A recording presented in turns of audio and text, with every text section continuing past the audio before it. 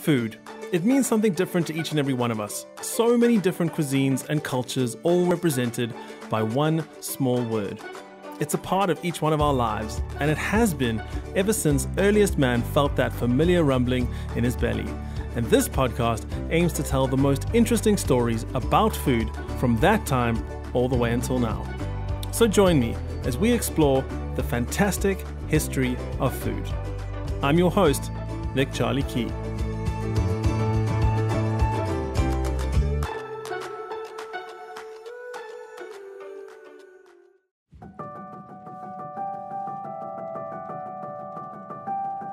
Before we start, I want to ask you a big favor. For this podcast to become successful, I need your help. And a great way that you can help is by clicking the subscribe button for this podcast on Apple Podcasts or whatever platform you're listening to. Even more helpful than that would be if you could give the show a rating on iTunes and leave a short comment of support. This is the number one way to get this show to climb the rankings and get noticed by new listeners. So thank you in advance. And now, on with the show.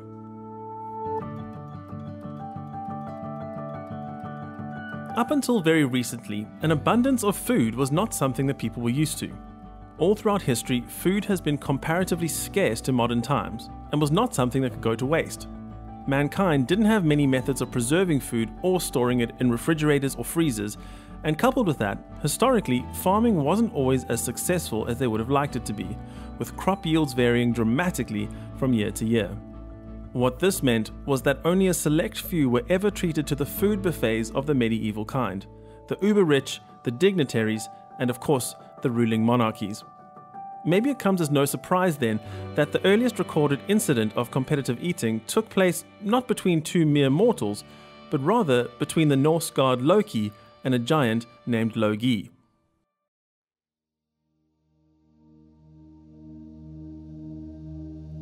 As the story goes, the god Loki and his companions arrived at a giant's castle to find rows upon rows of giants all stuffing their faces with food and drink. The king of the castle they found themselves in taunted and laughed at Loki and his friends for how small they were in comparison. Loki, not wanting to take this kind of humiliation lying down, stood up for his own dignity and that of his companions and challenged any one of the giants in that castle to an eating contest. His assertion was that no man could eat faster than he could. The king chose a contender to go up against Loki, and a large animal's feeding trough was placed in front of them and filled to the brim with meat. Loki positioned himself at one end and the king's challenger Logi at the other. Upon the king's word, they were to eat their way inwards from their end, and whoever reached the middle of the trough first would be declared the winner. As luck and old fairy tales would have it, they met in the middle at exactly the same time.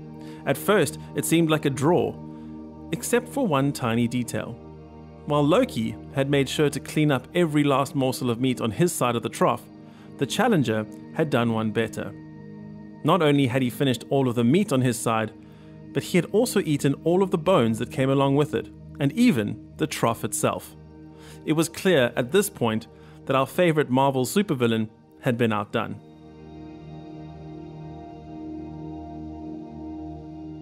Moving forward in time now to the 1600s, and we zoom back in to find a man by the name of Nicholas Wood.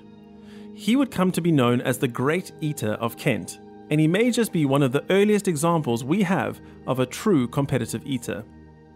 Most of what we know of this Kentish guzzler comes from an account of his career written by the English poet John Taylor, who would later become Nicholas Wood's representative and manager. He produced a pamphlet that would give Wood his now famous moniker, as it was simply titled The Great Eater of Kent. It did have a second working title though that was eventually dropped for reasons that will soon become obvious to you. The pamphlet's second title was called Part of the Admirable Teeth and Stomach Exploits of Nicholas Wood of Harrison in the County of Kent, his excessive manner of eating without manners in a strange and true manner described. Just rolls off the tongue, doesn't it? Something that could not be said for the food that passed Nicholas Wood's lips. As the story goes, the poet John Taylor first encountered Wood in a local inn in Kent. It was here that he bore witness to an incredible sight. he watched in awe as Nicholas Wood devoured 60 eggs, half a cooked lamb, and a handful of pies, with him complaining afterwards that he was still hungry. Wood was a farmer by profession when he ran into Taylor, but in the surrounding region, he'd already begun to make a name for himself as a man with an extraordinary ability to pack away food. He would often perform at local fairs and festivals as the town glutton, eating his way through, frankly, upsetting quantities of food. He would also take part in wagers with noblemen who would set him seemingly impossible challenges and then reward him handsomely if he could achieve them. It was once claimed that he devoured 84 rabbits in one sitting, and on another occasion, an entire 3-course dinner intended for 8 people.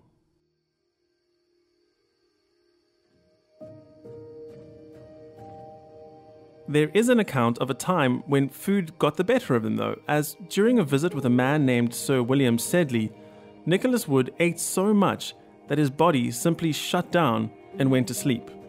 I imagine this was the origin of the phrase food coma. When he awoke the next day, things only got worse for him, as Sir William Sedley had sent him to the stocks as punishment for his failure. In another instance, a man named John Dale used some sly trickery to get the better of Wood. He bet the great eater that for just 2 shillings he could provide a meal that Wood could not finish. Wood scoffed at the thought and boldly took the bet.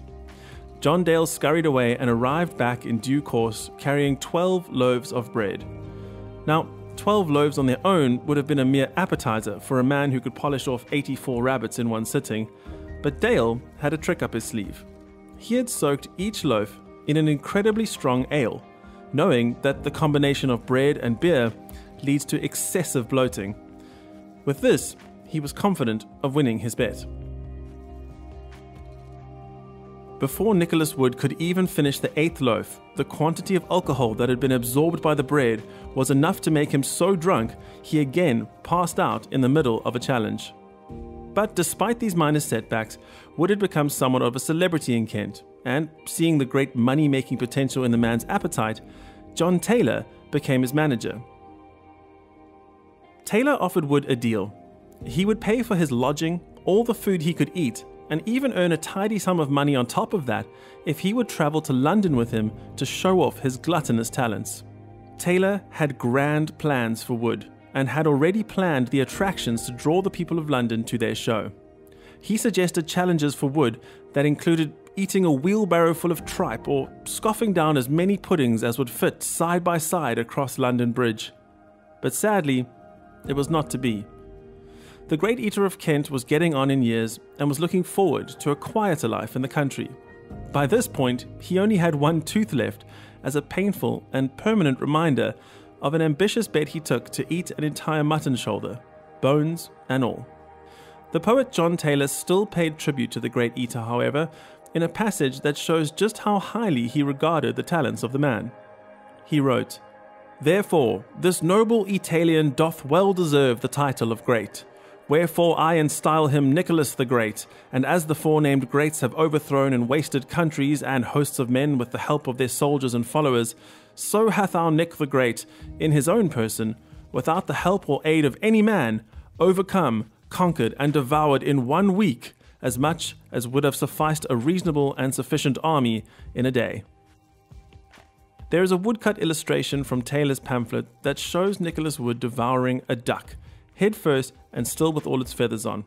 You can see it for itself in the show notes on the website foodhistorypodcast.com. Standing next to him in this woodcut are a pig and a sheep, both looking decidedly unhappy. And no wonder, as their fate was likely dawning on them, as they watched this great eater pick his teeth clean with a single feather plucked from the tail of the duck, as he made sure to push the last of it down his gaping maw and into his belly.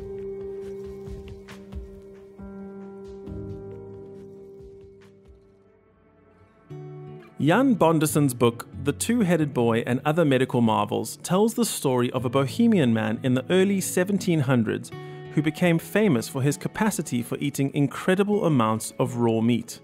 He traveled all across Europe, performing widely in Germany and Austria. He is said to have once had an entire roasted calf for breakfast and could finish a whole leg of mutton in minutes. By 1709, this so-called bohemian glutton was being advertised in flyers and posters, posing with an unfortunate puppy between his teeth. What was possibly most frightening of all was that this same man would often pull off a party trick of placing a large stone in his mouth and crushing it with his powerful jaws. This same book tells a short story from 1765 about a brewer's servant named Walter Wiley, who was bet a wager of 2 guineas that he wouldn't be able to eat a 6-pound roast goose, a 4-pound loaf of bread, and to drink 3 quarts of beer.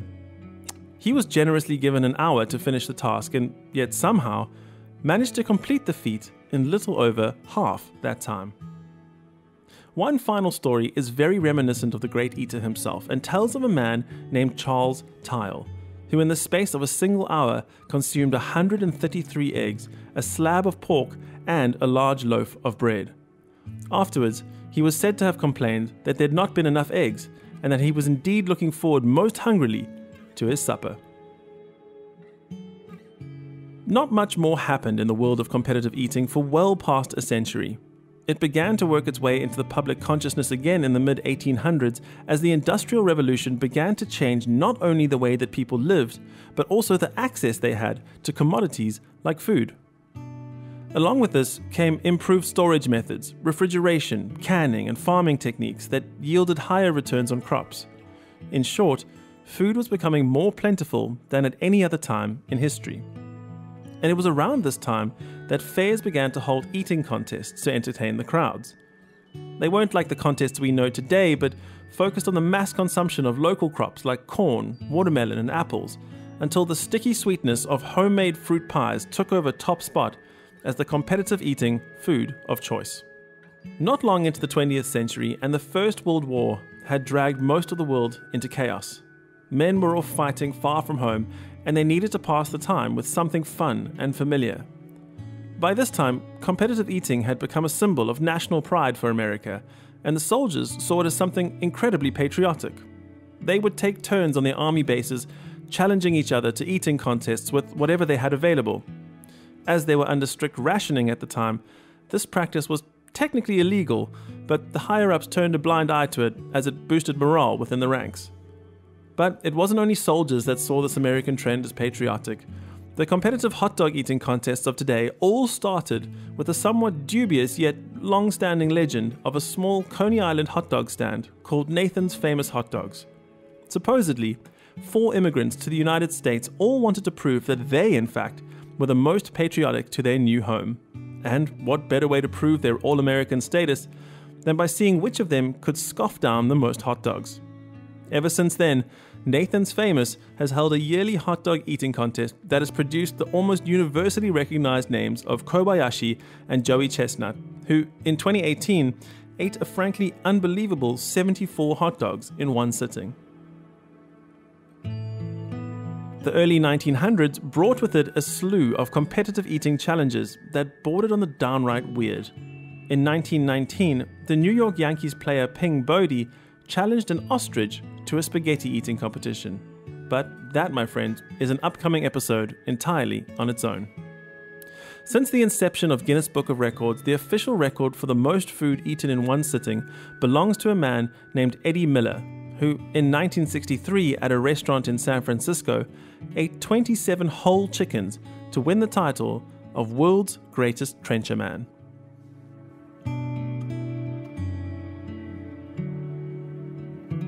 Eating, it seems, has evolved from a necessity into a luxury for many around the world, and from a luxury into a sport for the fearless few who train themselves to perform such acts of extreme eating. This sport has been called gluttonous by many and hailed as an extreme feat by others, but I'll leave it up to you, the listener, to choose which side of the fence you find yourself. Until next time, bon appetit.